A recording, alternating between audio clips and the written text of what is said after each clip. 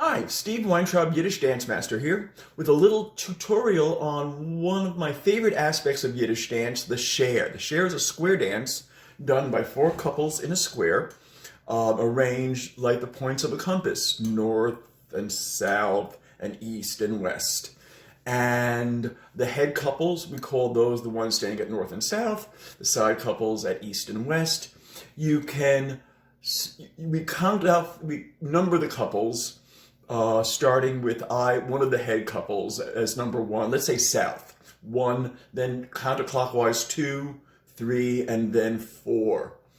It doesn't matter in some people like the south to be the head, some people like the north, depending on who's facing or has their back to the band usually. The dance starts with circling. Everybody, all 8 people one way to the left and then to the right. Then head couples cross over by going over and under one another, a little arch, and then the side couples do the same. Head couples return, side couples return.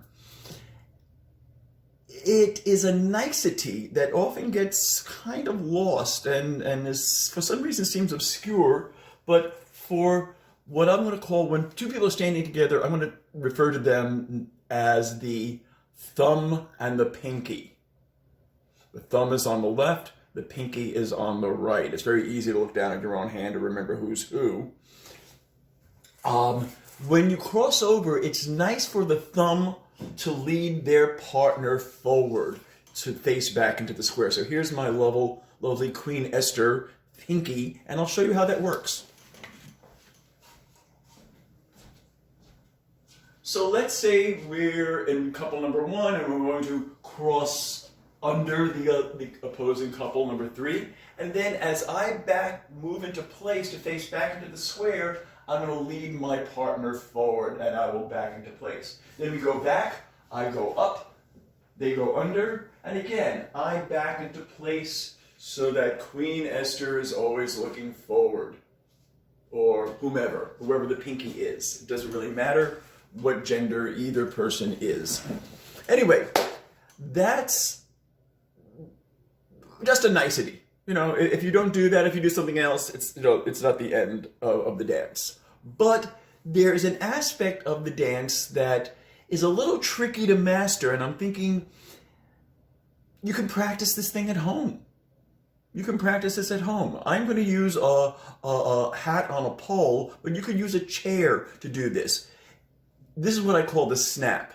In a dance like the Sher, you always want each individual will get a chance to dance with every other person of the opposite role. So all the thumbs get to dance with all the other pinkies, which means to turn them around and then come back to their own pinky. All the pinkies gets to dance with all the other thumbs. In order to do this, say I'm thumb number 1, I'm going to go to the couple to my right and exchange places with thumb number 2, come back to my partner. Go across the square, change places with thumb number 3,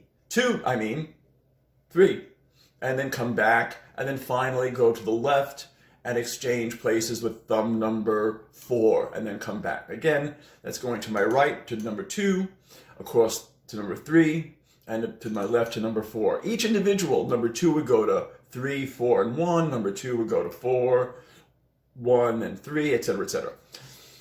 When two people meet before passing through the square to meet the other partner, number 2 would meet my partner, I would meet number 2's partner.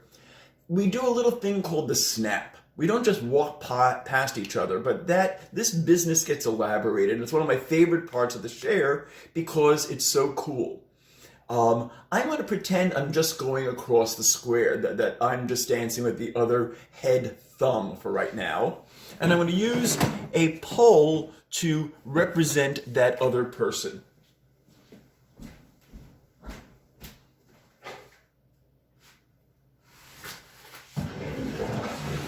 Here we go.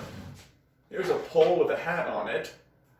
And the protocol is as we pass each other, we pass right shoulders and then dance with the opposite partner.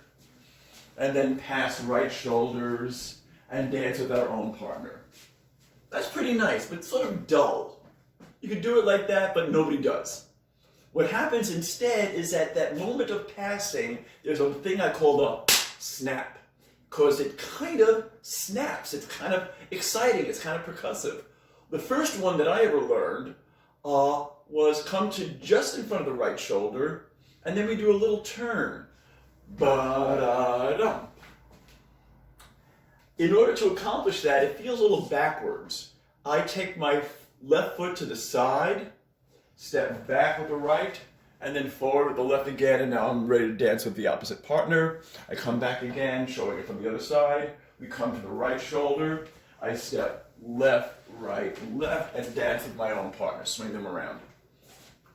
And sometimes there's a little jump that precedes that, but it's pretty quick. If you thought of it as like doing a high five push with the opposite person with the right hand, that would swing you around like so. Now, I don't actually see that much. What I more often see, and I'll simplify it, the version that is the simplest is you come to the left shoulder, oh my goodness, that's not right. Excuse me, pardon me, and pass by the right. This is very easy for almost anybody. People who have trouble with directions, little folks, older folks, is a very nice snap for them. Excuse me, pardon me, and then pass on. Notice that it's not a big deal. It's not a come forward, back up, come forward. It's just get out of the way. You have basically one step. Excuse me, and pass on by. Because the whole thing has to happen in 8 counts before I swing the other partner. Just like so. And 1, 2, 3, 4, 5, 6, 7, 8, and now I'm swinging the opposite partner, and then 1, 2, 3, 4, 5, 6, 7, 8, swinging my own. That's pretty easy. But you can get even fancier or snappier with it.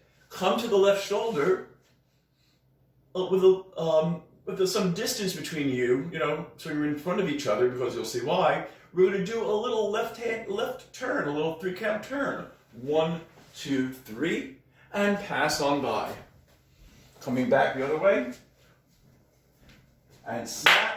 1, 2, 3, and now I swing the other person. By the way, it is a nicety for the person who has lost their partner and is waiting for someone else to swing them to look ready. Because especially when you turn around, whoever's turning around is like, who, where, what? It's nice for someone to be going, hey, here's my arm, or here's my waist. Dance with me. As opposed to like, in the course of the Sher, even though it seems like one person is doing a lot of the work, everyone is involved. Everyone needs to be ready when their time comes, and ready to dance, ready to move, ready to step out. Okay, so we had the excuse me, pardon me snap. We had the single turn snap to the left. My favorite, which I and my colleague, musician friend, Deborah Strauss and I, we collected from a woman who danced this at a workman's circle camp in the Hudson Valley, and we called it the Workman's Circle Sher for her in that honor, and it was danced recreationally by the counselors. It was not taught. It was not a curriculum thing. It was just what they did at night.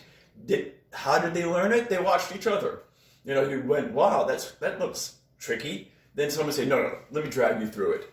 And then by the second time you did it, you could then drag someone else through the dance. So that had a very particular snap, which I was fascinated to learn. And it's really fun. It's a little tricky. Not terribly.